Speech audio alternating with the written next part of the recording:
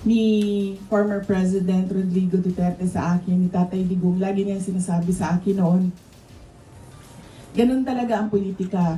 Dudumihan ka ng kalaban mo para magmukha siyang malinis. Sabi niya, they will always paint you black so that they will look white.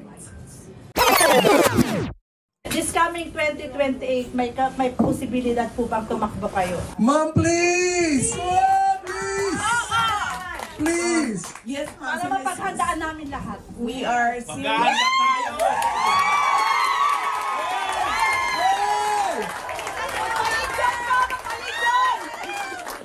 We are seriously considering, ma'am.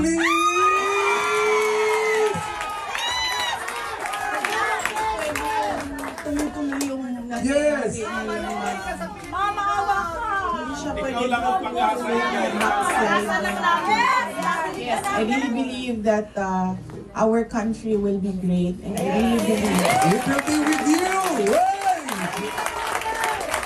Please! Mahirap siya ipaintindi sa ating mga kababayan, and mahirap yung kailangan natin gawin kasi you really have to stand firm, especially with government policies para maayos siya. Pero paniwala po, kung magkaisa lang yung mga tao, alam natin kung saan tayo papunta, maggagawa ng ating bayan.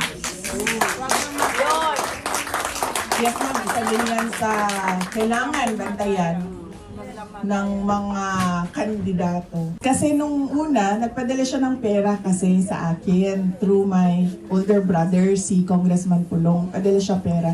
Kasi sinabihan ko yung kapatid ko, sabihin mo sa kanya, huwag na, nahihiya ako. Okay naman ako kasi the moment na nag-announce si Franz Castro na meron siyang impeachment noong 2023, naghanda na rin kami.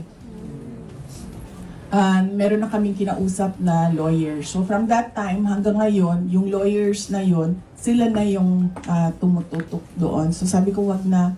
Tapos sabi niya, hindi mo tinanggap ang pera ko. Sabi ko, oh, wag na. Anuhin mo na lang yan sa retirement mo. Or sa kay Kitty, or nag-aaral pa kasi yung isang kapatid ko. Or kay Amira, yung pamangkin ko na nasa kanya. Hindi, apo ko na nasa kanya. And then sabi niya na, so ayaw mo yung pera ko, hindi mo tanggapin yung pera ko, mag-abogado na lang ako sa'yo. Pwede ba yun?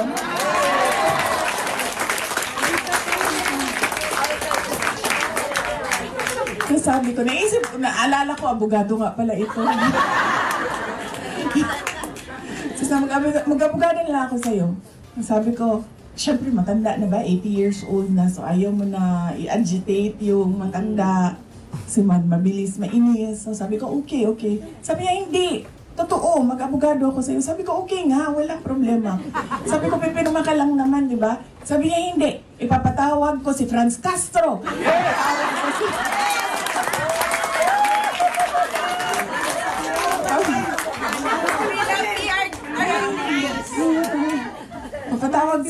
Papatawag ko sa ganyan. Tapos sabi ko dun sa mga lawyers, sabi ko, mag-collaborating counsel daw. Sabi nila, sige, wala namang problema yan. Paghandaan lang natin, sabi ng mga lawyers. So, pinaliit namin yung mga projects and programs namin. Noong una, last December, nag-planning kami. Sabi ko, lahat ng ating mga projects nandyan pa rin, pero babaan na lang natin yung beneficiaries.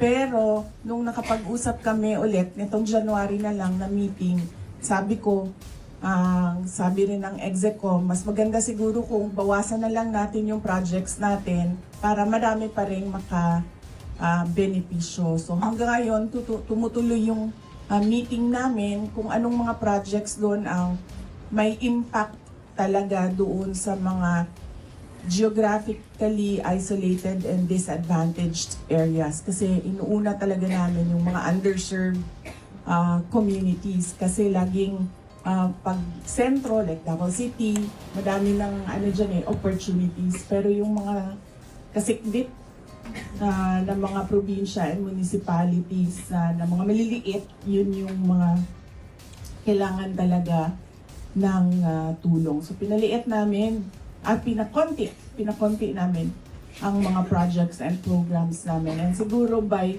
mid-February, ready na kami ulit na mag-roll out ng mga projects and programs sa Office of the Vice President. So tutuloy pa rin yung aming mga satellite offices. Nandiyan pa rin. Meron kaming satellite office sa Isabela, satellite office sa Pangasinan, at sa Bicol Region, may satellite offices kami sa Bacolod, sa Cebu, sa Tacloban, sa Davao City, sa Butuan, Zamboanga City, and Cotabato City para sa BARM area. Kaya tutuloy pa rin, pero konti na lang yung projects. Yung lagi kong naririnig sa mga kaibigan ko or sa mga kakilala, nangangamusta, yung iba nasi-stress pag nakikita nyo yung mga vlog sa YouTube, nag-aalala. Tapos nag-iisip kung kamusta ako, lagi meron nangangamusta sa akin. Okay lang ako kasi lumaki naman ako sa politika. 9 years old pa lang ako, mayor na yung father ko. At tuloy-tuloy yun, hindi na tigil yun hanggang naging president siya. At kapag noon ganyan din ang politics sa Davao City. May siraan din, black propaganda din. Lagi sinasabi ni former President Rodrigo Duterte sa akin, ni Tatay Digong, lagi niya sinasabi sa akin noon, ganun talaga ang politika. Dudumihan ka ng kalaban mo para magmukha siyang malinis. Sabi niya, they will always paint you black so that they will look white. So, yan talaga, paulit-ulit yan noon. Kasi ganun din yung labanan nila, girian nila noon nung contemporary niya sa Davao City politics, former Speaker Prospero Nograles. So, kaya ako, hindi na ako nagtaka noong ganun ang nangyayari. So, pinaliit namin yung mga projects and programs namin. Noong una, last December, nag-planning